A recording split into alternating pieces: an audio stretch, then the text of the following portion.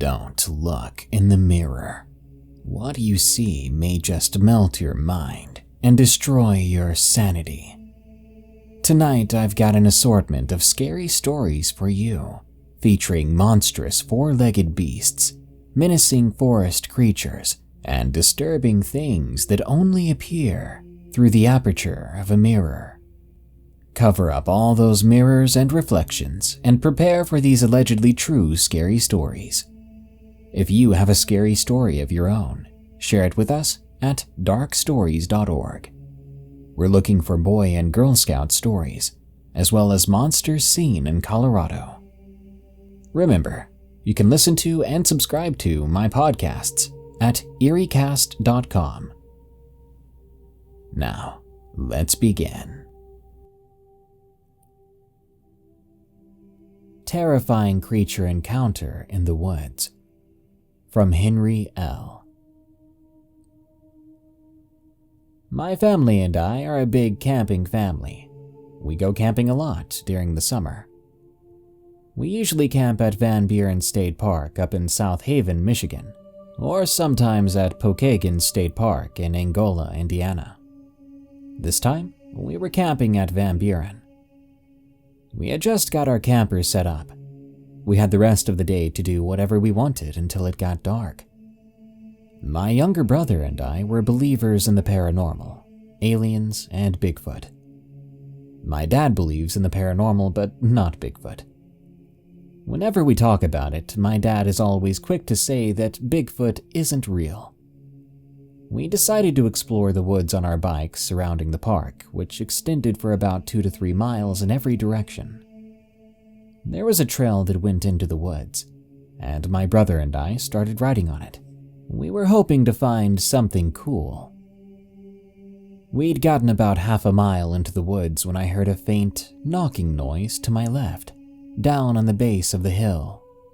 I stopped, and so did my brother.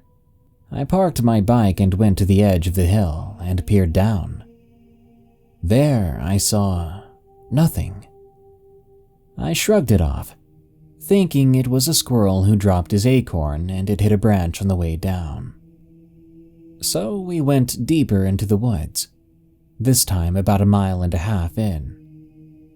I then heard the same noise. This time it was coming from my right. I parked my bike and looked down the hill that we were riding on. There, I saw this big, hairy creature. My mind immediately went to Bigfoot. I slipped, and a bunch of little rocks fell down and landed right on that creature. It ran off, but turned around about 5 seconds later, after it had begun to run. But I didn't wait around to see what that thing actually was. I hightailed it to my bike. I started to ride down the trail like I was in the Tour de France, my brother close behind me. I let him get in front of me, because if that creature were to catch up with us, I'd rather it get me, not my younger brother. Luckily, that didn't happen. We made it out of the woods safely. When we made it back to the campsite, my dad was sitting in his chair by the fire he just made. He asked us why we looked as if we'd seen a ghost. We told him the story, and when we finished, he just laughed, jokingly saying that we'd really found Bigfoot. I guess I had cut myself on my knee when I slipped, because I had a tiny cut there. I know some might say, oh, he's just making it up. But let me tell you, I know what I saw, and no one can tell me different. The last few days of the camping trip, my brother and I stayed out of those woods. When it was over, we packed up and left, but I'll never forget my experience there. Hellhound in the Suburbs, from Dream. I've got 2 dogs, a German Shepherd named Aku and a Labrador named Alistair. Alistair basically lived on the streets. One day he just came over to our house and stayed there, and it's been like that ever since. Alistair comes and goes as he pleases, so we don't know much about him, but he's a young and cute dog. Now onto the story. I was 12 years old when this happened. My dad always goes for a smoke before he goes to watch TV, so he basically always can say if Alistair is outside or not. Alistair sleeps in a doghouse in our front yard when he's around. It was a typical night. My dad went outside for his smoke, and when he came back in, he said that Alistair was out there sleeping in his little doghouse. I slept well up until like 2 a.m. when I was awakened to the sound of dogs squealing. This is normal, because there are a lot of dogs and cats running around everywhere. But just as I was about to go back to sleep, I heard some squeals as if something was in pain. This was weird, because most of the dogs on our street are passive. So I was a bit mad at this dumb dog that was causing problems at 2 in the freaking morning.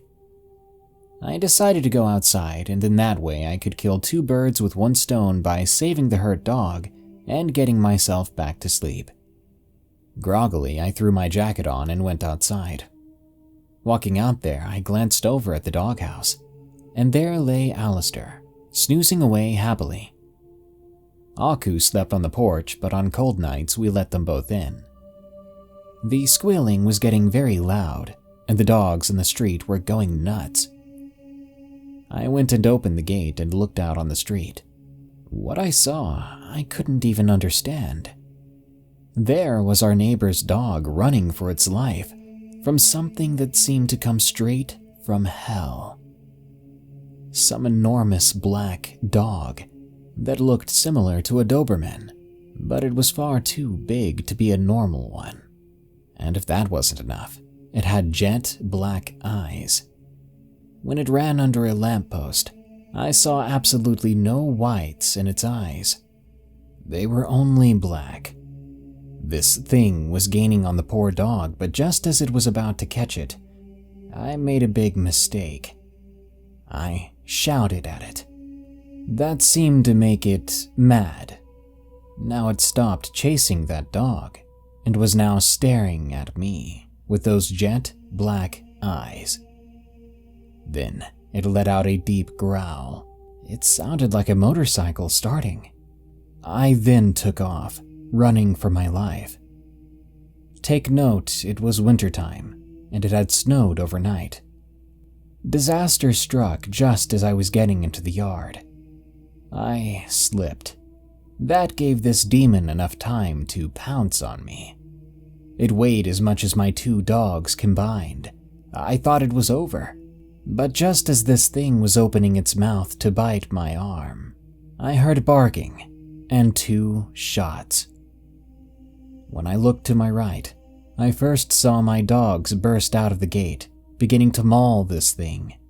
Then I saw my neighbor and my dad coming out with rifles. I blacked out then. When I woke up, I was in my house with my mom, dad, and neighbor standing over me. I only suffered a cut on my chest, and after a visit to the vet, by some miracle my neighbor's dog survived, the one that had been attacked. All I assume is that was a hellhound in my neighborhood. A haunting past from D3 Move. The story I'm about to present takes place in Poland, near the capital city of Warsaw. As you all know, Poland has seen some very dark times. Looking back at what happened in the past, there's no doubt why some buildings and land that have seen German and Soviet war crimes can be haunted to this day. Let's go back in time to the years between 1939 and 1945 to a place called Kompanowski Forest. Throughout the war, and even after that, Polish partisans, teachers, and other members of Polish intelligence were executed in that forest. Now, why is that important? Because 40 years later, on one of the execution sites, a house would be built. Let's skip forward 40 years in time. My great-grandmother built herself a small wooden house among the trees. It was like a dream, birds chirping, sun shining through the trees. Well, now it's a good time to say that my great-grandmother was really sick, Parkinson's to be exact. She took some really strong medicine, and as time has shown, this will be an explanation for my dad, his sister, and my grandpa as to why my granny would see and hear strange things. Every day, every single day, my great-grandma complained to my dad and his sister that, at night, Polish partisans were running around and banging on the walls. She also said she could see them running between the trees and even their pale faces peeking through the windows. Of course, they didn't believe her. As I mentioned before, they blamed it on her medicine. It kept going like this for a couple of years, but one day my great-granny reported something new. You see, my grandma was a really stylish person. Every day she would do her makeup and dress elegantly, even though she wouldn't go out anywhere. There was a day with a new paranormal appearance. She referred to him as Mr. Black. I have to admit it was quite a funny name for a shadow figure stalking you in the mirrors, because yes, she saw him only in the mirrors around the house. Again, this was dismissed by my dad, his sister, and my grandpa. Unfortunately, my great-grandma died, convinced that everyone saw her as a weirdo. In the early 2000s, the house stood empty for a couple of years. Then my dad decided that he would move in with his first wife. But before that, he had to renovate the place. And well, he couldn't finish his renovations. During that time, he had to sleep in a camper outside the house, because every minute in that home was a true horror. He felt as if somebody touched him all the time. He felt breathing on his neck, heard whispers, screams, and gunshots. But he told me that the worst part about this house was Granny's bedroom, where stood her dressing table with an oval mirror in the middle. "That mirror. That god-dang mirror," he always said. Every time he looked in it, he saw Mr. Black behind him, hanging from the ceiling. He never finished renovating and instead built a different house, which I'm since living in to this day. After my dad told other family members about what was going on inside that house, some of them grew a lot of interest in it. Specifically, that was my uncle, his brother, and his dad. They proceeded to perform satanic rituals, which led to escalation of paranormal activity inside the house.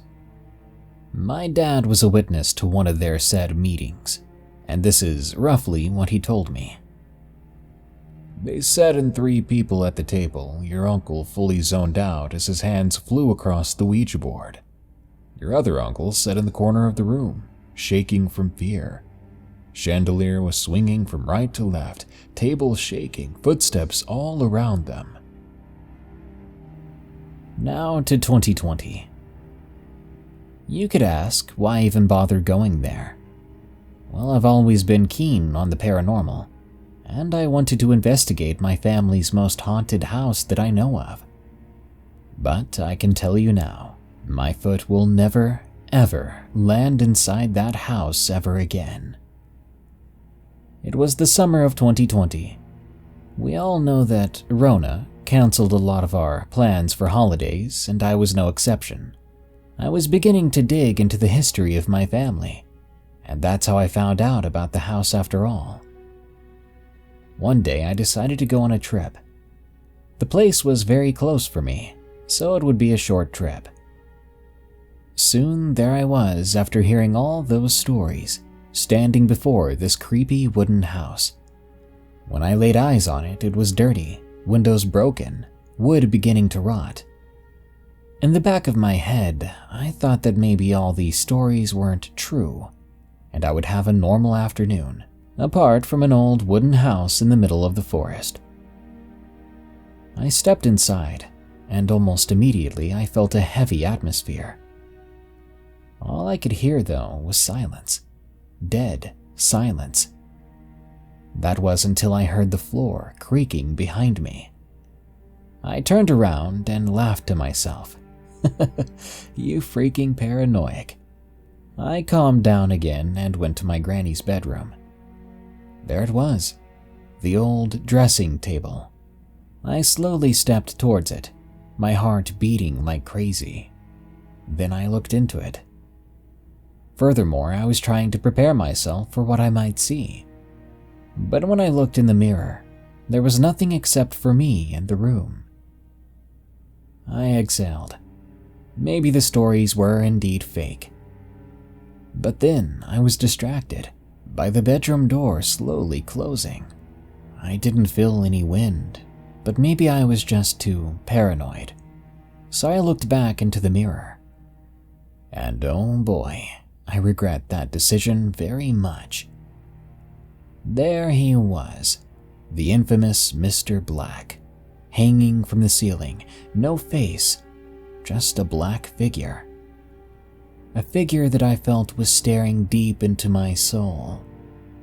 I was petrified. I looked at this thing for what felt like hours. But then I ran out of that accursed house as quickly as I could. After that event, I promised myself to never go back there. That house is still rotting among the trees, and I warn anyone who stumbles upon it in the north part of the Kompanowski forest to never go inside.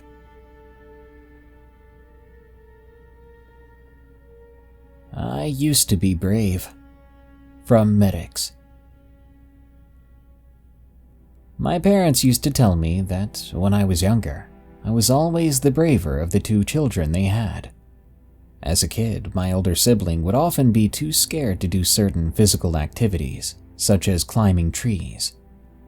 I, on the other hand, would have no issue in climbing a tree triple my size, probably because I'd yet to learn the concept of death. Now that I'm in my 20s, I've since learned the harsh truth of mortality, and this is how I learned it. Being 8 years old, I was a pretty sheltered child growing up. The kind of sheltered to the point where I couldn't sleep over at a friend's house for whatever reason. Safe to say, I was very naive to what the world had to offer, both the good and the bad. I was always told that I should never be afraid of the monsters I see in movies, because the only monsters in the world are people, as they say. I could never really understand what this meant until one day I was home with my older sibling. They were upstairs in their room, while I was downstairs watching TV. It's important to note that both my front and back door of the house I lived in at the time had large windows on them, allowing anyone on the outside to get a rough idea if someone was inside. The back door was almost completely windowed, giving a nearly perfect view into the living room. While watching some cartoons, the doorbell rang. I first chose to ignore it, but after a few seconds, there was a loud knock on the door. Whoever was knocking wanted to be heard, and in my young mind I believed that it could be my parents, and if I didn't open the door soon enough, I would be in massive trouble. So I got up from the couch and made my way to the door. After unlocking the first lock, my older sibling ran down the stairs and yanked me away from the door. Through a whispered tone, they scolded me for trying to open a door to a stranger. I was too young to understand the danger, but my sibling understood. They told me to go back and watch TV while they dealt with this stranger. When I walked back, I heard my sibling lock the door completely, refusing to open it. From what I saw, whoever knocked on the door was still standing at it. There was another loud knock, but my sibling backed away from the door. We watched as the stranger walked away from the front door, and my sibling scolded me again for nearly opening it. After they went back upstairs, I continued to watch TV in a slightly sour mood from being shouted at. About half an hour would pass before there was another knock at the door. I got up to peek at the window by the front door to find no one. When I turned to return to the living room, I felt a sharp shiver down my spine as I saw a man standing right in front of the back door window, staring in at me. Whoever this man was, he had hopped over the fence of my yard to get there. I was terrified. It scared me the most that I knew he could see me. There was nothing obstructing his view of me, and I knew that if he wanted to, he could break that glass and get to me. I couldn't scream.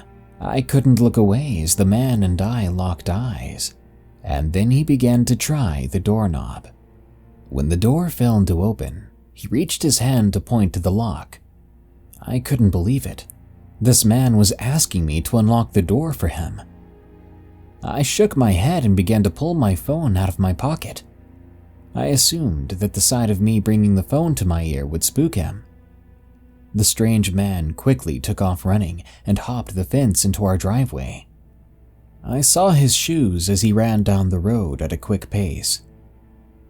I don't know what kind of stupid child mind I had, but I thought that if I told my parents what happened, that I would get into trouble for something.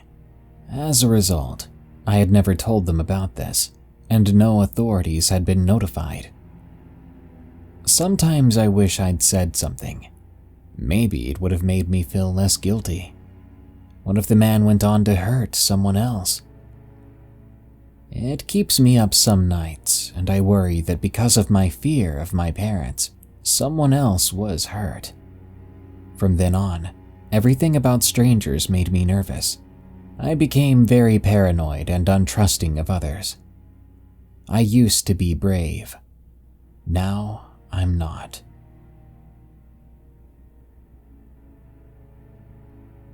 Dark figures in our house. From Trace M. This strange experience happened when I was 13. It happened to my oldest brother, David, too, and my only sister, who is older than me, Hope.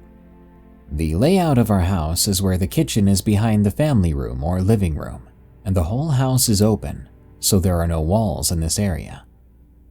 The fireplace is to the right of the family room or living room. Now, we had just had a surprise party for David's 20th birthday, so we had 2 balloons, one which had the number 2 on it, and the other which had the number 0 on it. These balloons were over at the fireplace. I was in the kitchen filling up my water cup. At one point, I looked down to see if my water was almost done filling. Then I looked back up, and I saw this figure. A tall, pitch-black figure, with disturbing fingers that were at least 1 to 2 feet long. Its arms were around 4 to 5 feet long, and his body was as tall as the fireplace, which is nearly 10 feet. The reason I mentioned the birthday and the balloons was because the gold number 2 balloon was moving up and down, because this thing was pulling the string with its long fingers, almost like he was playing with a reverse yo-yo. I ran upstairs to my bedroom to pray. I got David, Charles, and Isaiah to pray with me. Just before we started, the dogs all began barking like crazy, and the door to our room was shut. So David and Hope got up to go see if someone was home. But no. When they went to check it out, they saw black figures running up the stairs. David's dog Tesla was barking as loud as possible. Sounded like an air raid siren. David and Hope ran back into the bedroom. We prayed and settled down after a while, eventually going to bed, none of us leaving the room except Hope. Hope had a room of her own, connected to the office which was connected to our room. Hope didn't have to go through the balcony, which is where they saw those black things running up the stairs. David, Hope, and my Uncle Tracy were searching the whole property with loaded guns, and us little boys locked in our room. Now on to a different occurrence. We get home one day after getting some pizza. We sat inside to eat because at the time David would not let us eat in the car. Now we were enjoying our pizza when we hear the front door open. I know it was locked because the door is slightly broken and won't shut all the way, so we have to keep it locked. We all heard it, but assumed it was probably a draft. So we get done eating, and me and the other boys start heading upstairs, when all of a sudden Hope and David both in unison say, "What in the world?" They both heard laughter coming from the airlock, which is where the front door is, as well as to the left of the family room or living room. So now I'm officially creeped out. On another occasion, David and Hope walked out to the garage door to turn off the lights. When they got to the door, they heard a laugh again and saw a shadow on the concrete darting under the dually, a Ford F-350 with dual tires. So they turn off the lights and lock the door. Then they go into my dad's bedroom, load the 12-gauge shotgun. David takes that gun and hands the pistol off to Hope. They call my uncle and he comes over. He lives on the west side of the property. He likes his guns and has a lot of them, so he brings one over. Me and the other little boys were locked in our room, against our own will, sort of. Or should I say, for our own good. After about 30 minutes of searching the property, they all came back, finding nothing. After praying, we went to bed. The Stalker in the Shadows, from PandaHAUS. I'm not the greatest at writing or storytelling, but I'll try my best. This happened several years ago. I think I was 17. I used to live on a large farm in the middle of nowhere. The nearest town was about half an hour's drive away. Our farm was surrounded by miles of dense forests. If you were to walk into those trees, the world around you would slowly disappear, and the darkness would take over, swallowing you whole. When I was much younger, my dad would tell me stories about local kids that had gone into the forests alone at night. He would say that the kids were never found. I think at the time he was trying to scare me into exploring the woods alone. Now, on our farm, I was in charge of all the smaller chores like feeding the animals, fixing things around the property, and a few other things I can't recall. My parents never did chores around the property on the weekdays. They were both out working in town. So during the weekdays, I was in charge of looking after the farm. Side note, this isn't important to the story, but you may be wondering about my schooling. I did school on weeknights and weekends. Anyway, one night both of my parents were working double shifts, so I had the whole house to myself for the night. I was so excited that I'd have the whole night to myself, I forgot my responsibilities to the farm. At around 10 that night, I remembered that I had to feed the horses, so I put on my heavy coat because the temperature had cooled down fast and headed out to the horses. Now, horses are very sensitive creatures. They can sense if you're near or who's near if they know you. They're also very good at reading emotion when you're worked up or calm. They'll get worked up with you, or be just as calm. So I was a bit concerned when I saw them freaking out in their pen. Normally, when I'm near, even when they're freaking out, they calm down a bit, knowing that I'm there.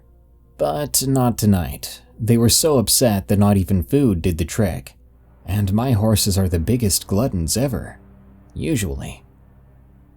Since I couldn't get them to calm down, I decided to do a walk around the pen to see if I could find what's upsetting them. I found nothing unusual around the pen or in the barn. As I was exiting the barn and closing the big door, I turned around and I spotted it. This black creature standing in front of me.